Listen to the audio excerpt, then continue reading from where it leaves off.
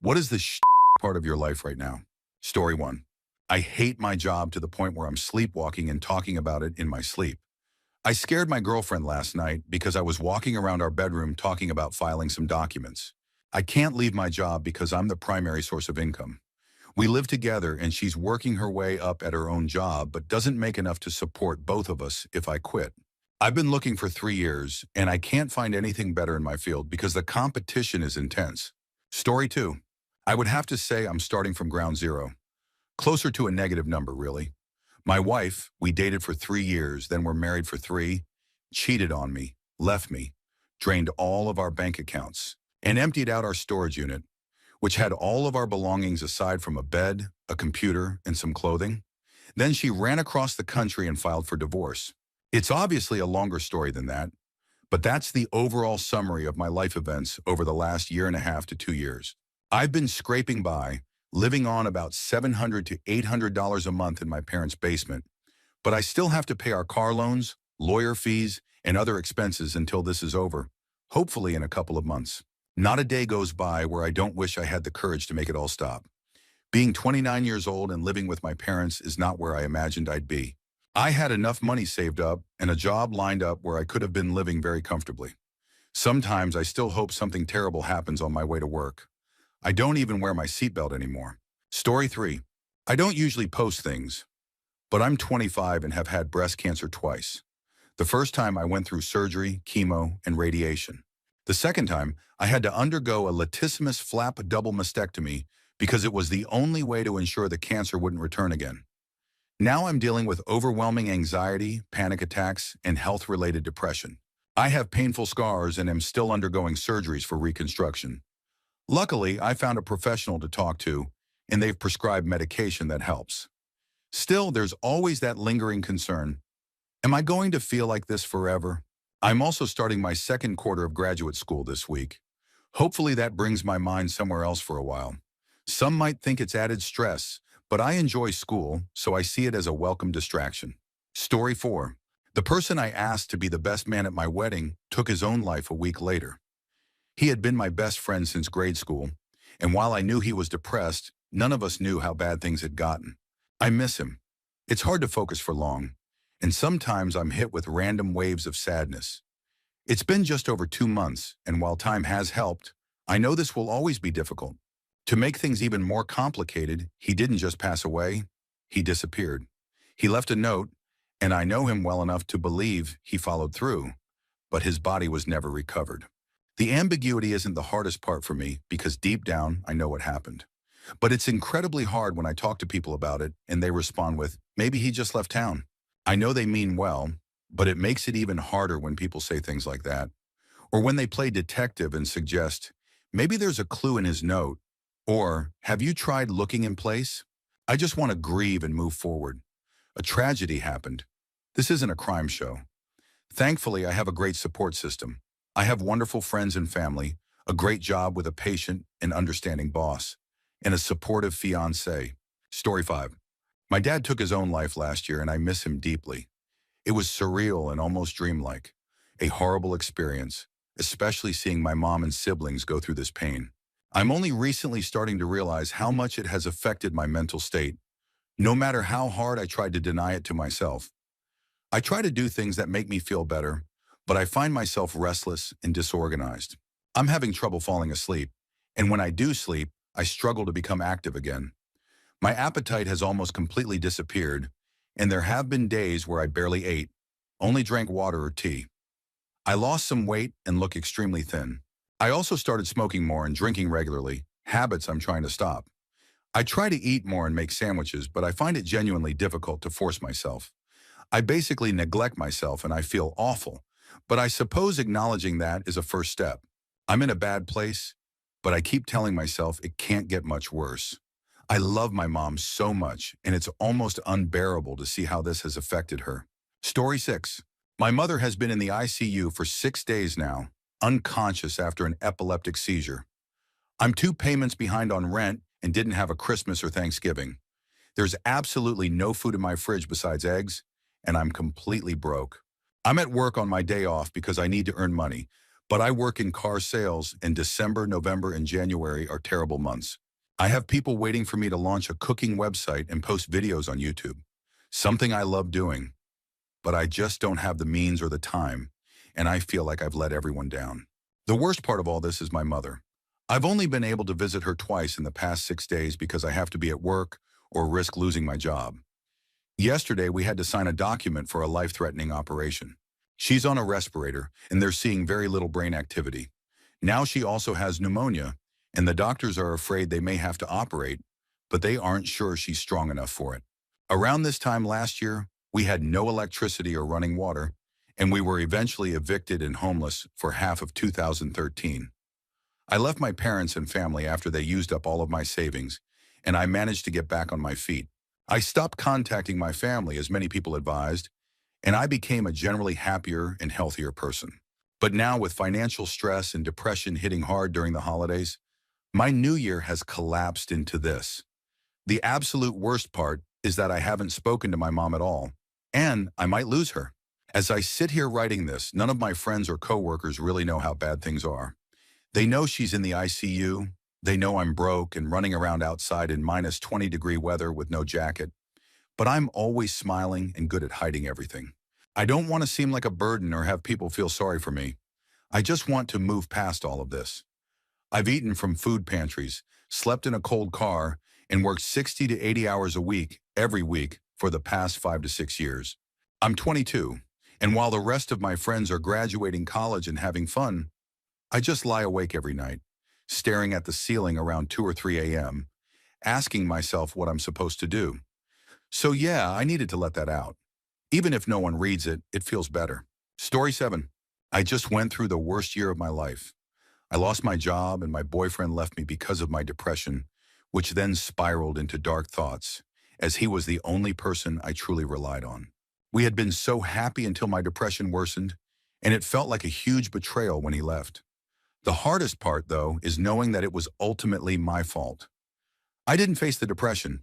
I just sank into it. And now I completely understand why he couldn't stay. It's awful because even though I have a job now and friends, I still can't shake the depression and anxiety. Every day I worry that I'm not doing well enough at work and that I'm going to be fired. I'm still in my probationary period, and while I started strong, things have gotten really stressful and my boss has become impatient. Every night I lie awake thinking about how I'm eventually going to mess everything up again and that there's no point in trying. Half the time I just wish I could go back in time and stop myself from making the mistakes that drove him away, just so I wouldn't have to feel this way now. Story 8. I suffer from depression. Actually, I'm being treated for bipolar disorder, and right now I'm going through one of my major depressive episodes. It makes doing even the simplest daily tasks almost impossible.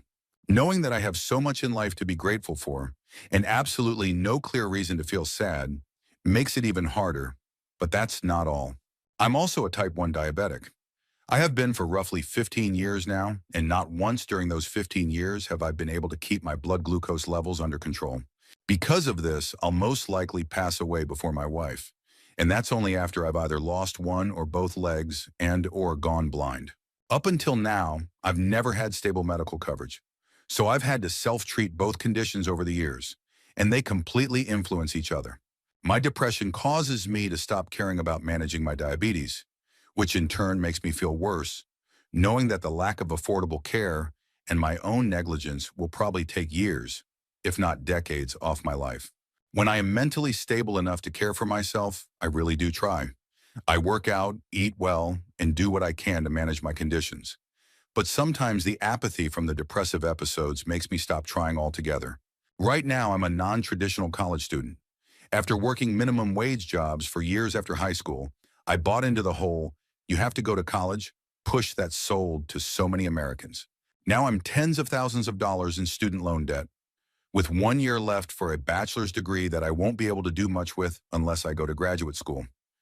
But if I can get into a program, I'm determined to at least earn a master's. I live in a trailer park, in a trailer from the 70s with a heating system that barely works. It's in the single digits outside, with wind chills in the negatives. Last night, our water pipes froze, so we currently have no running water. I have no idea when they'll thaw. The new semester starts tomorrow, so I'll probably have to go buy a jug of water, boil it on the stove, and take a quick wash before heading to class. But none of that really matters. Like I said, I have so much in life to be thankful for. I have a roof over my head, food to eat, and a wonderful, loving wife and son. Honestly, the fact that I even have internet and a computer to post this is reason enough not to complain. So yeah, I've got that going for me, and that's something. Story 9. Well, my mom passed away about a month ago, and I had been living with her, taking care of her for a year. I couldn't leave the house for long periods of time, couldn't work. My entire life revolved around her cancer and her declining mental health. Now that she's gone, I'm moving to a new city, and I have no idea if I'm making the right choice. I'm tired of being the strong one for everyone else. I wish someone would take care of me for once. I'm tired of feeling lonely while surrounded by people. I'm tired of living in a constant state of grief. And I'm really tired of feeling like no one even remotely understands where I'm coming from. I don't know anyone my age who has lost half their family. It's just me and my dad now. Story 10. My dad has cancer. He's going to lose his foot. Tomorrow we'll find out if it's something even more serious. My best friend's mother passed away from cancer 3 months ago. The person I love most in the world attempted to end their life 3 months ago and is now moving 12 hours away. That was also when my dad was diagnosed. Over the past year, I've gained so much weight that I hate the way I look. I honestly feel like life is the hardest part of my existence right now. If my dad loses his job, we'll lose the house. My job pays $26,000 a year, which isn't nearly enough to cover house payments. I'm 23 and feel completely alone. My 2 best friends have already moved, or are about to move, at least 2 hours away. I'm tired, just really tired. Story 11. College. I was supposed to graduate in December, but in late November I got a letter saying I needed one more class. I don't even know how that's possible, but I went in for a meeting. I was emotional at the time and just accepted what I was told. I wanted to set up another meeting so I could process it better, but then my mother passed away and I missed the last 2 weeks of classes in my follow-up meeting. I've registered for next semester. That's $2,500 gone and another 4 months of classes added because of this. Also, I got an incomplete in a class last semester. I need to finish a paper that I've completely lost track of and dragged out far too long. I have so many regrets about school. I should have done honors. Didn't. I should have declared a minor. Didn't. My GPA is good at 3.8, but I know I could have done so much more with my time. In some ways, it feels like wasted potential. On the bright side, I might get to take a class with my favorite professor if he lets me join. It's a 500-level course and I'm still an undergrad, and he's a tough grader, but the subject is much more interesting, political theory, Marx, Nietzsche, Arendt, than the modern American politics seminar I'm currently enrolled in. I know that if I push myself, I can handle it. Story 12. Interviewed for my high-paying dream job last semester and got the offer.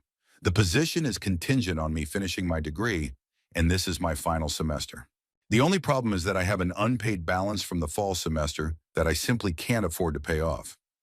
Every time I try to come up with a payment plan, financial aid and the cashier's office give me the runaround.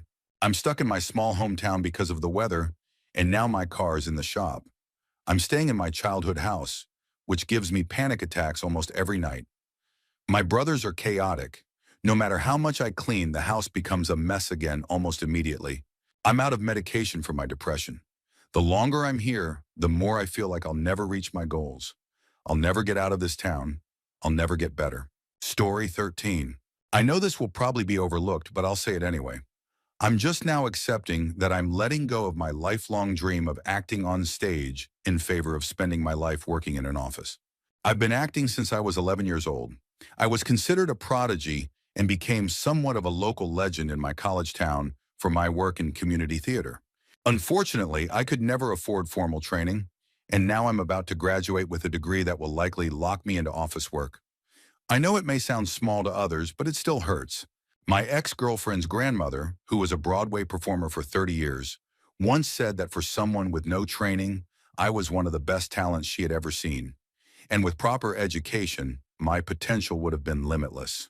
I'm now facing the reality that this dream may never come true, and it's a very difficult thing to accept. Story 14. I'm a 27-year-old who struggles with commitment. I broke up with my amazing, wonderful ex, and now I'm dating someone else. Someone who's fun, but clearly not long-term material. And the truth is, I'm not sure I want either one. I feel conflicted because part of me wants to enjoy life and never settle down, but another part hears my biological clock ticking louder and louder. I'm also afraid of the stigma that comes with being an older single woman. I've heard male friends say they wonder what's wrong with women who haven't gotten married yet. Part of me wants to respond, I'm doing great and just haven't felt the need to settle yet. But the other part wonders if there really is something wrong with me. Story 15. I started writing out my story. One filled with a miscarriage, infidelity, violence, breakup, relocation, drug overdoses, lost friends, family issues, depression, stalking, harassment, legal troubles, alcoholism, car problems, job loss, poverty, theft, vandalism, PTSD, sick pets, death, and loss of faith. And and that's just from the past 2 years of my life. Then my boyfriend walked into the room, his eyes filled with tears, because his 3-year-old son flies back to his mother tomorrow. What can I say? I live in a chaotic world full of chaotic people doing chaotic things. But I have an iPhone, a car that sometimes runs, 3 boxes of pasta, and a man who loves me in the same intense way the sun burns from within. I wrote a novel this year. I have artwork going into video games and gallery shows. Every day brings both better and worse moments. But a show I love is returning next week, and I have all the ingredients I need to make a cheesecake. Life can be hard, but that's not the only thing it is. In the words of C.S. Lewis, God whispers to us in our pleasures, speaks to us in our conscience, but shouts in our pains. It is his megaphone to rouse a deaf world. I don't believe in God the way I used to, but I believe in pleasure and pain, just as I believe in love and loss. This is where I am right now. That's all there is to it. Story 16. I was supposed to graduate in December, but one of my professors gave me a last-minute incomplete grade for an intro class. His reasoning? He claims I didn't turn in the paper, but I handed it in during the allotted finals period, in person. Since then, I've been unable to get in touch with him or anyone from his department. The last contact I received was an email before Christmas, which I responded to within half an hour. I've already missed the original graduation application deadline and even the extended deadline. Still, no communication from him at all. I'm currently filling out a grievance form for the dean's office. Who would have thought an intro elective would be the thing to stop me from graduating? Story 17. Despite having a lot of friends who genuinely care about me, no matter how hard I try, I can't seem to find someone interested in me romantically. I'm a guy, and I've put myself out there. I've been rejected more times than I can count. People always tell me I'm an amazing friend, but apparently that's all I'm ever going to be. I'm also the person everyone turns to when they need help or support. So while I have my own struggles, I carry the weight of others' problems too. I just want to feel like someone outside of my family cares about me as more than a friend. I'm the type who puts others before myself, and I only really feel happy when the people around me are happy, but I feel lonely, like no one will ever see me as more than someone to lean on. Oh, and my grandfather has a rare blood cancer and dementia. There's nothing they can do, and while he's not in pain, it's incredibly hard to watch him go through this. Story 18. I'm a 22-year-old dealing with depression and an underpaying job. I've been trying to get into the oil and gas industry for over a year now, but nothing has worked out. I can't pay my bills on time anymore. I have no friends, no girlfriend, and I feel completely alone. I want to go back to school, but I can't afford it. And even if I could, I wouldn't be able to pay my bills while studying. Every day feels like it drags on forever. People keep saying these are supposed to be the best years of my life.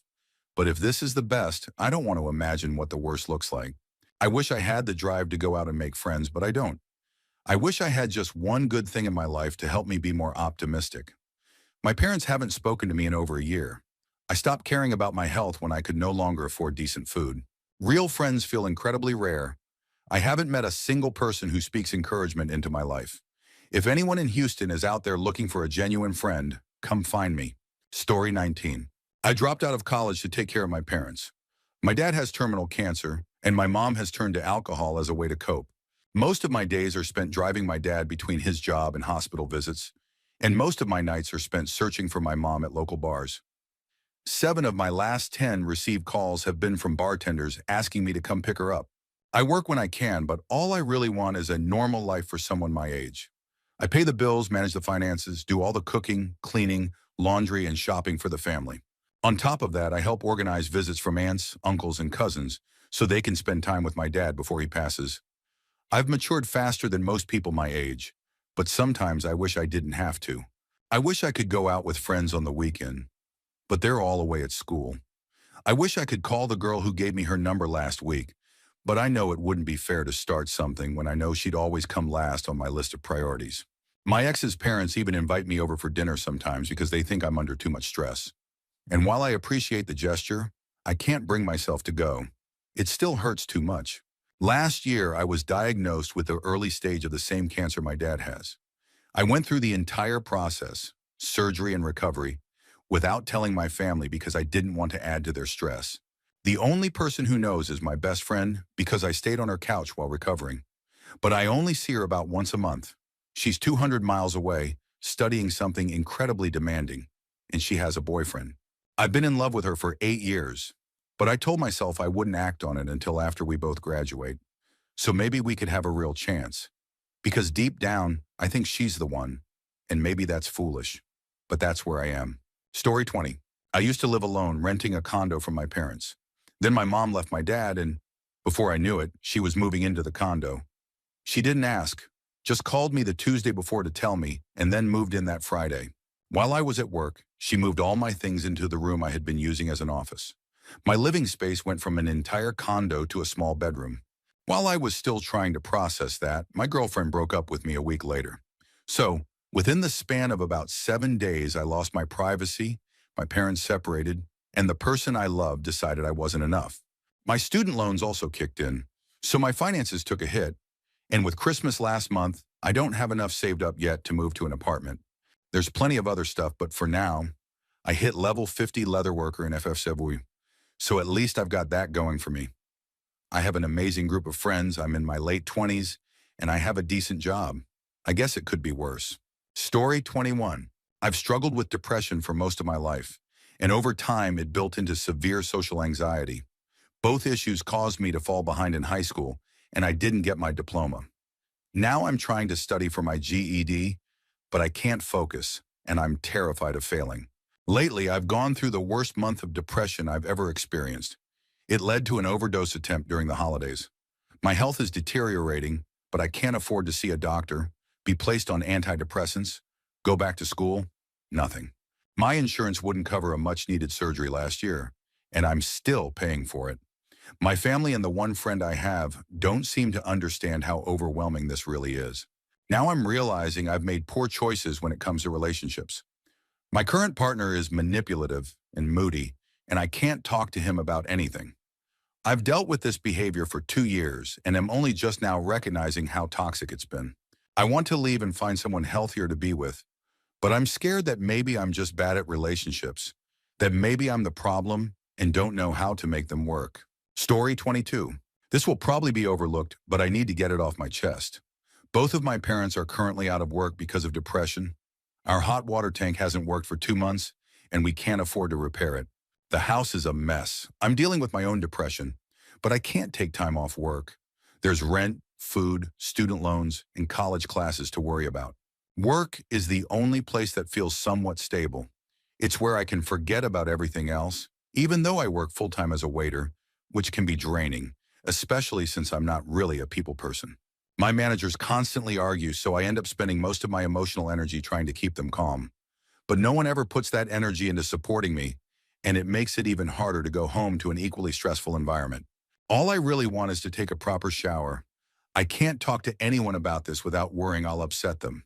I've already lost a lot of friends since dropping out of university. I've never told anyone the full story because I don't want to seem weak or have people pity me. Story 23. I should preface this by saying it would be easier if he didn't treat me so kindly. I'm in love with my boyfriend of almost 4 years. We've lived together for nearly 2 of those. We're in our late 20s, and I'm ready to make things permanent. But he doesn't love me, and he's been honest about the fact that he has no intention of ever marrying me. He's been open about it whenever I've asked. My choices are to stay with someone I love deeply, knowing the feelings aren't returned until the day he eventually leaves to pursue his dream of going out in some heroic way, or to leave him, move out, and probably even leave town. The area we live in is very much a dual income kind of place, so I'd have to find a new job. And all the while I'd be haunted by the fact that he never treated me poorly, not even once. And that lingering what if would stay with me forever. Story 24. At age 28, I've come to terms with the idea that I may never be more than just another person going through the motions, watching others around me be happy while I feel completely empty. I can't finish my bachelor's degree because I owe too much money to my university, the government, my bank, and several other smaller debts. I plan on returning once I've paid them off, but that feels far away. I work every single day and still can't make enough to live decently. I literally can't afford to eat daily. I get irritated very easily because I work too much and have almost no free time. I've been struggling with depression for years. When I took antidepressants, they made me feel just okay, and it bothered me that the feeling was artificial. I was on a high dosage, and because of that, I couldn't even have a drink safely. There were times I had episodes I don't fully remember. It made me feel disconnected and bitter. So I stopped taking them and started therapy instead. Unfortunately, without insurance, therapy is just another expense, and I still feel terrible most of the time. The worst part is when I get so sad that it physically hurts. I feel like something is tearing me apart from the inside. I feel powerless, and I worry that I'm hurting the people around me. That's the most painful part. I have a wonderful girlfriend. We've been together for about 6 months, and I feel like I'm not bringing anything good into her life. She has dreams and goals while I'm just trying to survive. I know she won't let anything or anyone hold her back, so I feel like it's only a matter of time before she walks away. Story 25. This might be one of the lowest points of my life. Things are starting to look up now, but not long ago I was broke, unemployed, living with my mom, had no friends, no social life, and was trying to get over a painful breakup after moving to another country for someone. I also lost movement in my left arm due to an accident that damaged a nerve. At 27, I had no goals, no dreams, and nothing to show for myself. Now, well, at least I have a job, even if it's a dead-end one that barely pays. On the bright side, I did regain movement in my arm, but I'm still dealing with the aftermath of the breakup, struggling with loneliness and depression, and turning to alcohol more often than I should. I try to smile whenever I see my mom, just to hide how I really feel inside. I know this is a bit all over the place, but a lot has changed in the past 2 years. And while the overall experience has been rough, I know others have it harder. I truly wish everyone a better year ahead. Hopefully this suffering turns into a lesson, and one day we can all move forward with our lives. Story 26. My brother. My mother says he may have Asperger's, but there's no official diagnosis. When he was much younger, he's 25 now, he was diagnosed with autism. He spent a few years in special education, but transitioned into regular classes by 6th grade. He's extremely aggressive, unmotivated, lacks ambition, and defends these traits no matter what.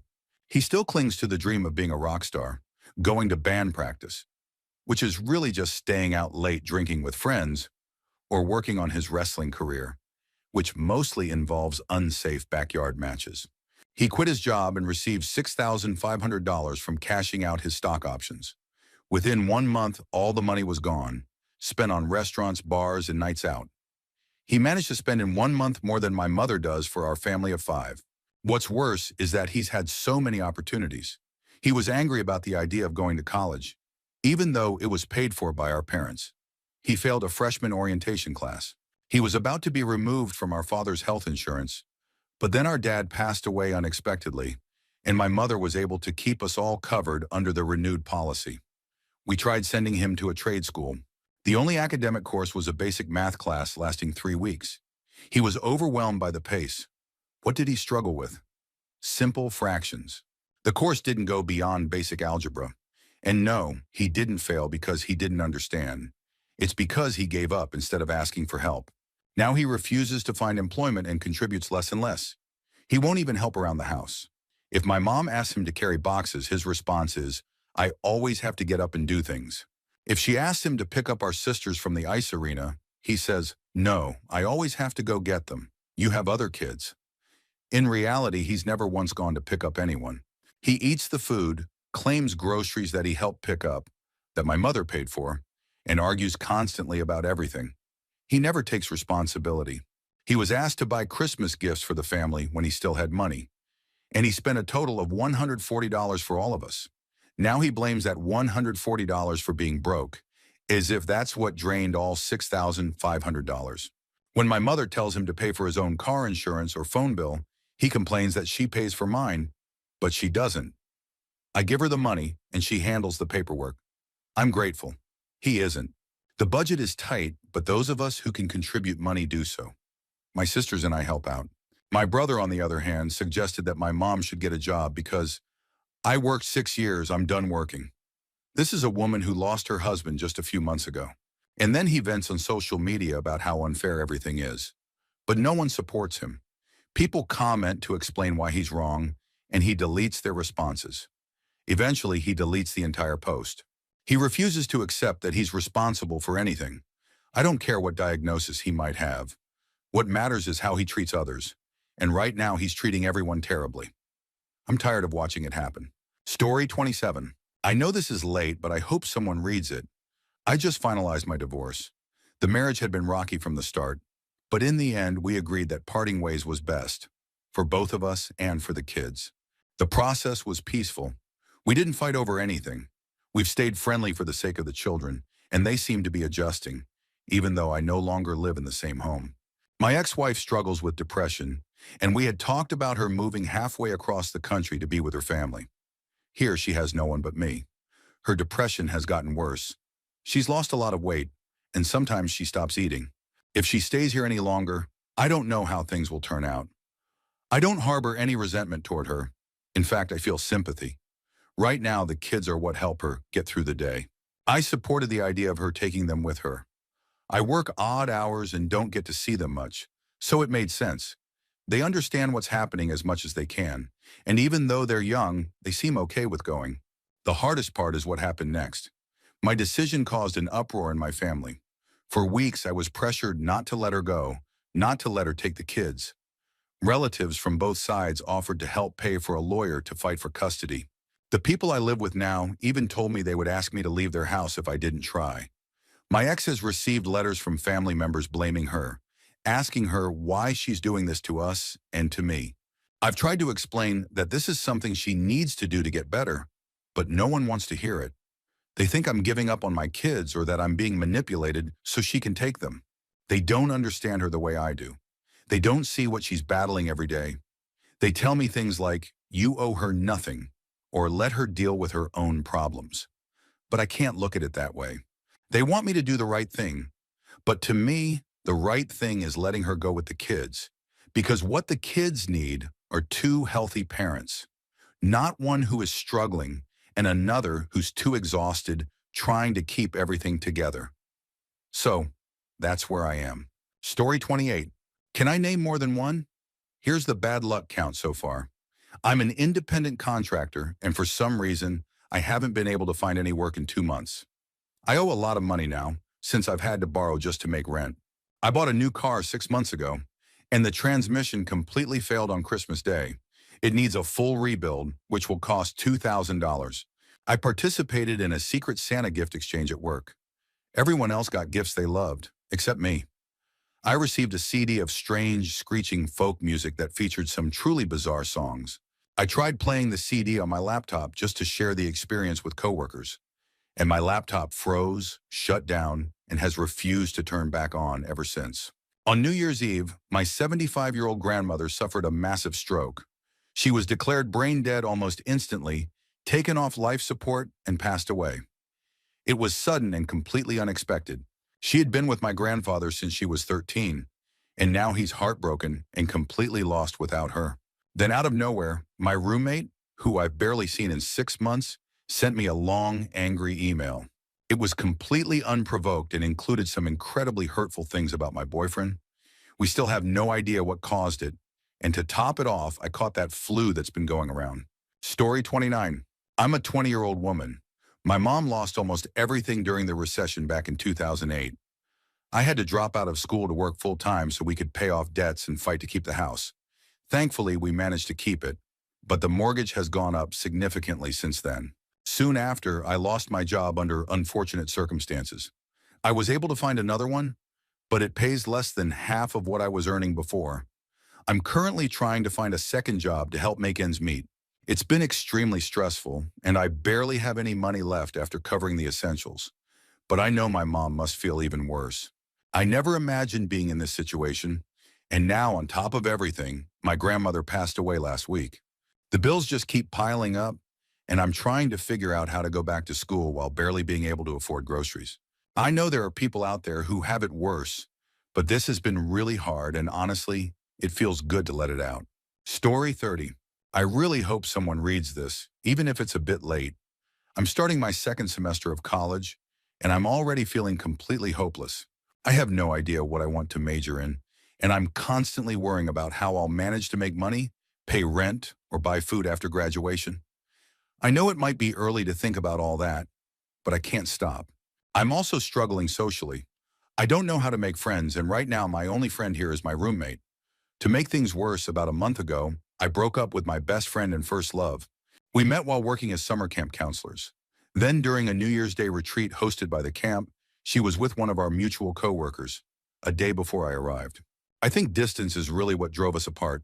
She's in Boston, I'm in Central New York, but now I can't even think about trying again.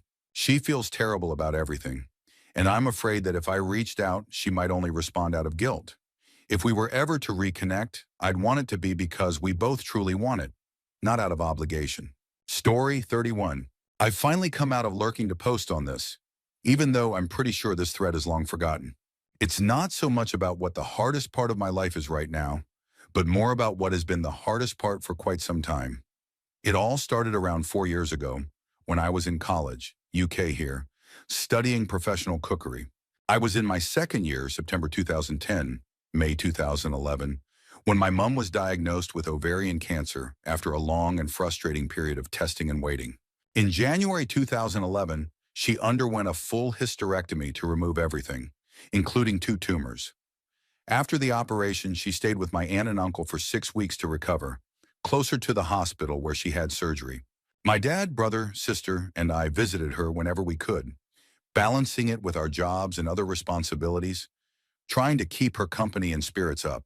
Fast forward to near the end of that year, September 2011, and we received bad news during a follow-up.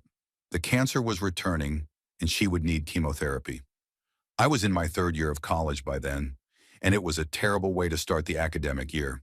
There was pressure to do well on exams, but I couldn't concentrate with thoughts of my mom constantly weighing on my mind. Family and friends sent cards and offered their support, which helped in those difficult moments. Things looked hopeful even though the situation was serious. But by October 2012, Mom was going through a second round of chemotherapy.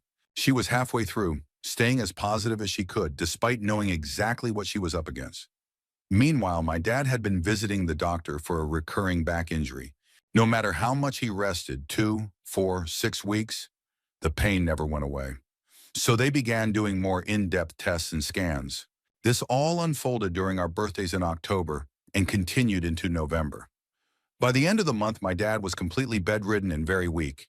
He looked like he had severe jaundice. On my mom's birthday, we took him to the hospital ourselves because it wasn't considered urgent enough for an ambulance. A few days later, I arrived at the hospital to visit him. My sister met me outside the ward. She looked me in the eye and told me the results of the latest tests. Dad had liver, pancreatic, and bone cancer. I will never forget that moment. Normally, I can hold myself together in public, but I completely broke down. I felt numb and overwhelmed. I kept thinking, why him? He already suffered so much earlier in life with Guillain-Barré syndrome. He fought through that. Why did this have to happen now? When I walked into the hospital room, he was hooked up to an IV and a blood transfusion. It turned out that he had lost 3 pints of blood in just the previous month. It was astonishing that he had still been functioning at all. He began treatment, chemotherapy and radiotherapy the following week. But we lost him on February 11th, just 10 weeks later. It had spread too far and too quickly. He passed away at 6 a.m. with all of us around him. There are no words to describe how that day felt.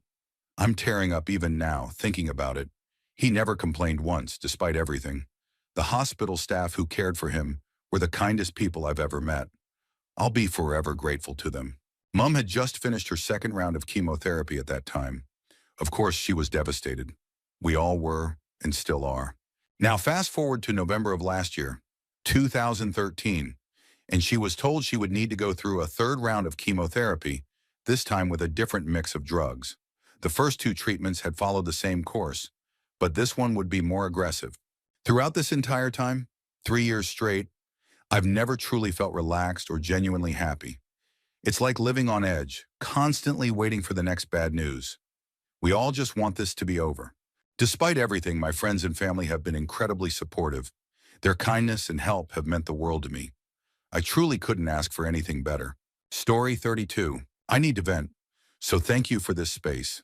The hardest part of my life right now is feeling like I'm the only one who truly cares about being compassionate. I'm young.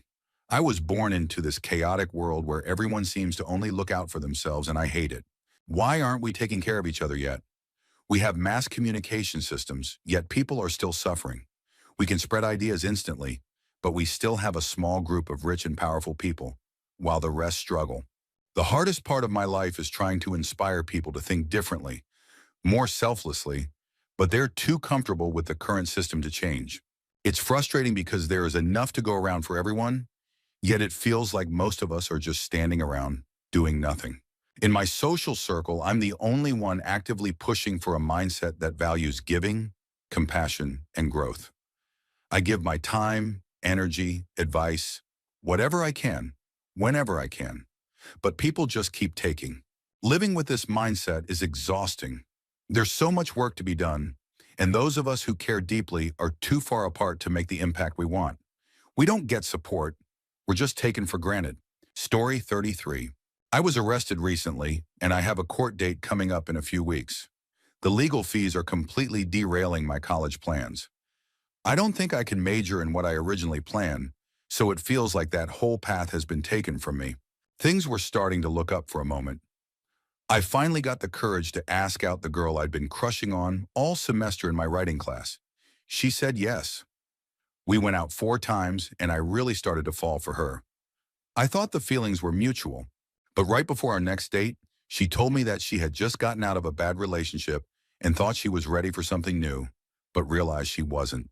What I can't stop thinking about is how great it felt to kiss her. I only got to kiss her once, and I just keep replaying that moment in my head. I thought I'd have more chances. I wish I had held on to that moment just a little bit longer. Story 34. I have a terrible job. Sure, it's remote, but the novelty of working from home wore off fast. My workload keeps increasing. I haven't gotten more than a 50-cent raise in 2 years. I didn't even get a thank you card during the holidays. They put me in a supervisor role, but without any increase in pay, and I still have to report to another supervisor anytime I need something done. I get no benefits, no health insurance, no retirement plan, nothing. Just the work and more of it every day. They keep hiring new salespeople, but completely ignore the tech team, the very backbone of the company. I'm not even allowed to work overtime. Even when we're swamped, we're told to clock out once we hit our hours. Instead of hiring 1 full-time tech at a fair wage, they brought in 2 part-timers at minimum wage. So now we have less consistent help and still fall behind. The company doesn't seem to care about its employees or customers anymore, and we're the ones stuck carrying the weight. Story 35. Using a throwaway for this because I really need to get it off my chest. One of my best friends is a woman. I had feelings for her at one point, but I think everyone does in those kinds of friendships. We spent a lot of time together for months. I probably know more about her than anyone else in her life. Then one of my other friends told me he liked her. He's a good guy, so I helped make it happen. Fast forward 2 months. Things aren't going great between them. She told me she was planning to end it because it just wasn't working. We've both always been against cheating. Still, she opened up to me about having feelings, and I didn't handle it well. Since New Year's, things spiraled, and I ended up being with her. I feel awful about it. I may have lost 2 of the most important friendships I've ever had. Now she's being distant. She also has cancer, something I'm the only one who knows about. We originally planned to take things slow and see where it went, but in just a few days, everything has unraveled. Normally, these kinds of situations wouldn't shake me like this, but this one does, and now I don't know what to do. Story 36. I have depression. I've had it for 9 years, but I never really tried to fix what was wrong. I kept telling myself that one day it would fade and I'd feel better. But I never do. I'm 20 now, and I've already made a mess of things. I dropped out of high school because the bullying was so intense, it left me in tears and physically ill almost daily. I joined a program to earn a basic degree, but it doesn't mean much. For the past 2 years, I've done absolutely nothing. I can't hold a job. I distance myself from my friends. I neglect my own well-being. Right now, I don't care about anything. I just sit behind my computer playing games to avoid the world. My sleep schedule is a mess, and I don't even try to fix it. I understand the root of my problems.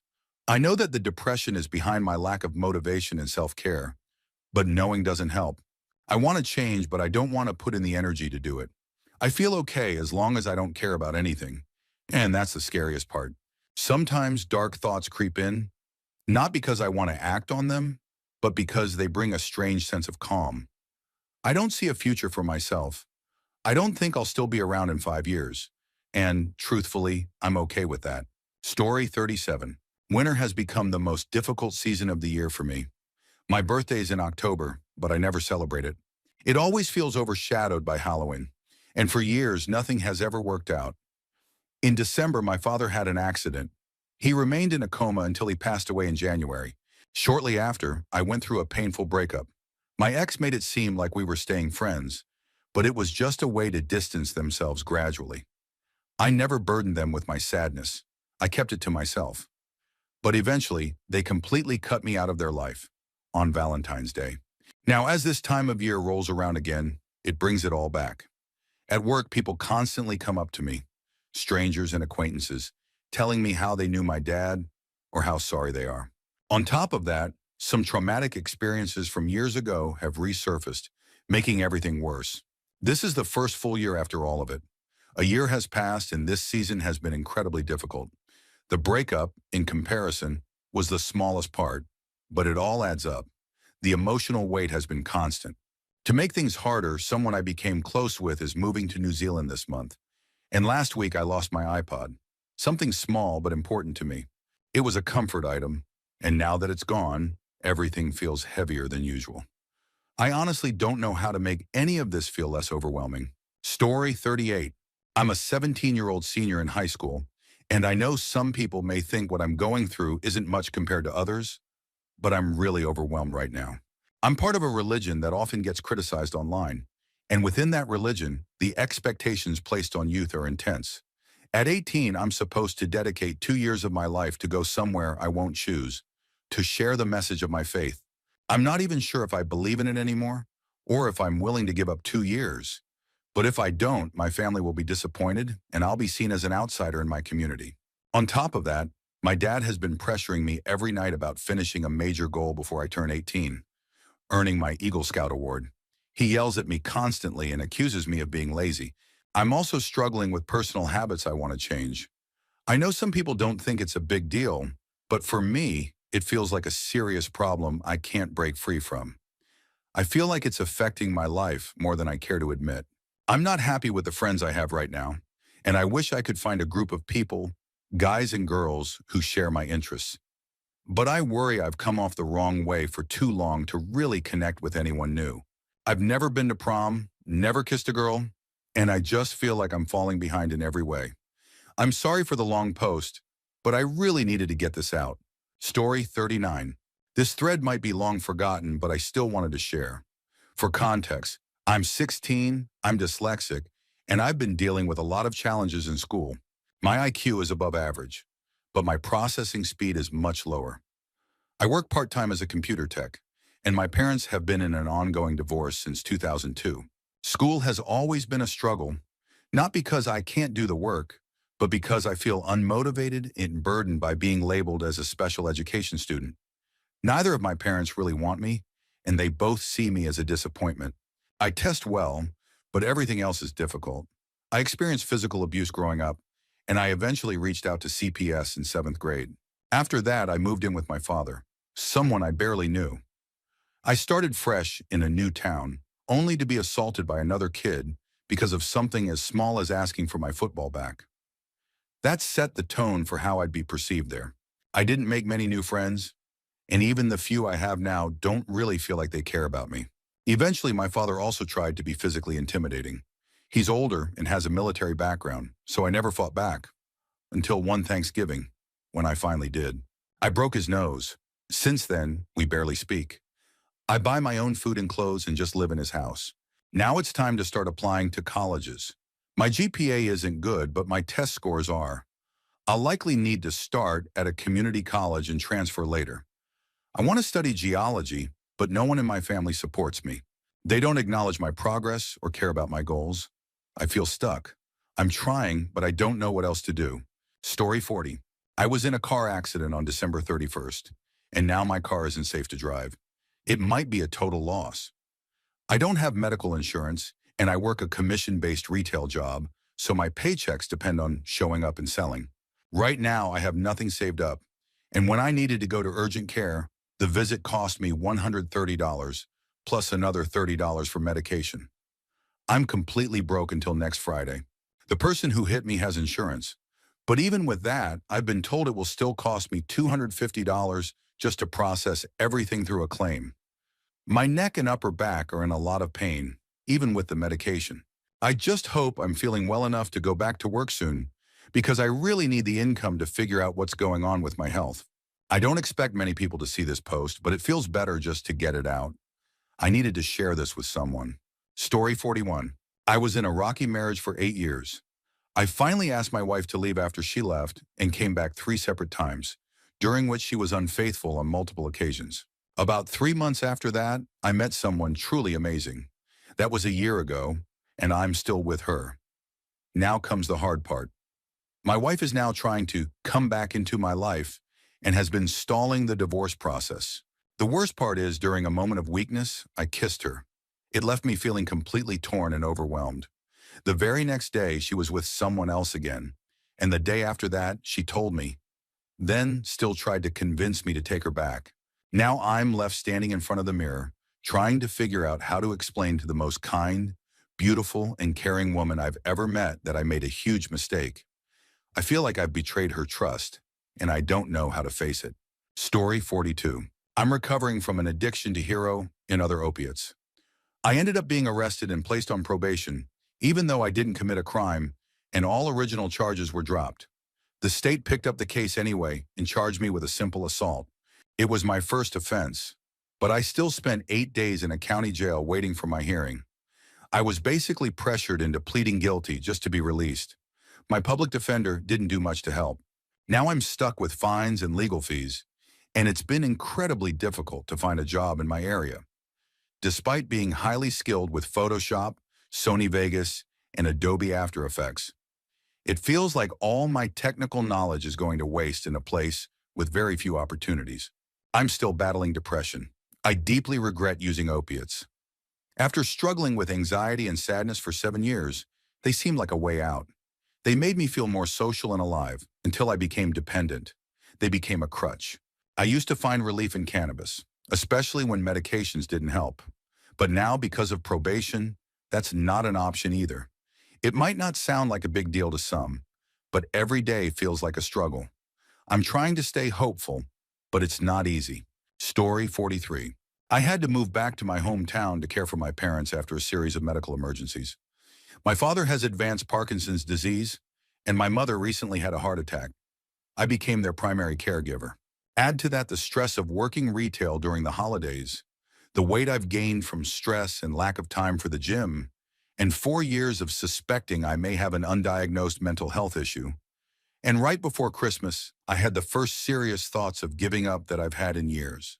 I thought about things like that when I was younger, but only in passing. It was never something I saw myself doing. Even during tough times, it stayed more as an idea than a real possibility. But last week, everything just piled up. And for the first time, I realized that if it weren't for the pain it would cause my family, I might not still be here. The good news is, I'm feeling much better now. I'm not in that dark space anymore. This should be my last year working holiday retail while also trying to care for my parents. I'm definitely going to see someone soon and get some help. Story 44. I want to go everywhere. I want to escape and explore the world, but I can't because things are actually going well for me right now. I graduated a year ago and landed a solid job. I quickly got promoted to the exact position I wanted. I'm making good money for someone who's 25. I live with my girlfriend of 2 years. We're happy together and things are really good. I have amazing friends who would do anything for me. My girlfriend and I have even planned our future together, moving to Denver, buying a house, having kids, all of it. But deep down, I'm struggling with this desire to leave it all behind and just go. I want to explore nature. I want to travel outside the country. I want to hike the Appalachian Trail for 6 months and not worry about rent, debt, or commitments. I want to be alone with my thoughts and not have to consider anyone else. I think about our plans and hope we'll be able to make it all work, that we'll travel together, settle down, and still be adventurous like we used to be. But I know deep down it probably won't turn out that way. I can't just leave and travel right now.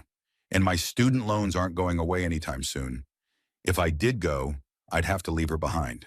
She doesn't make enough to join me, and I don't make enough to cover us both. All I want is to just go, see the world, live freely. But I can't, and honestly, I probably never will.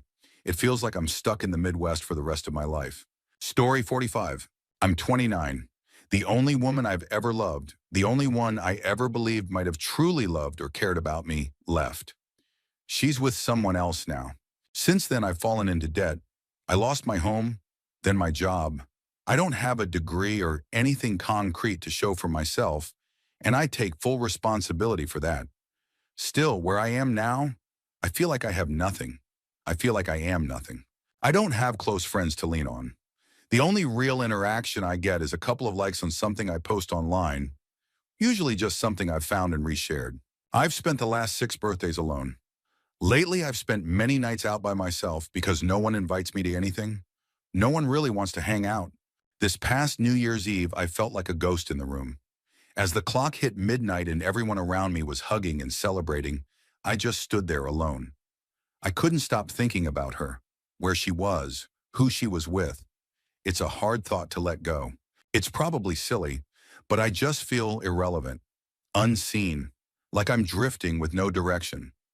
I don't know what my purpose is anymore. I'm not asking for pity.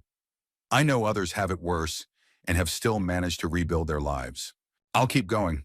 I just needed to say this out loud, to get it off my chest even if no one sees it. And if this comes off a bit offbeat, it's because I had my first drink in months a little while ago. Just needed to share this. Story 46. I know my problems might seem small compared to what others have shared here, but I still wanted to get this off my chest. I'm not motivated to do anything with my life. I'm currently studying at a university in Sweden, and I receive financial support from the government to do so. The requirement is that I pass at least 75% of each semester to continue receiving the funding. For the past 2 years, I've only managed to meet that requirement every other semester because I haven't really studied or even gotten out of bed some days. I'm 20 years old and I've never had a job, not because I can't find one, but because having one means I actually have to do something. I still live at home.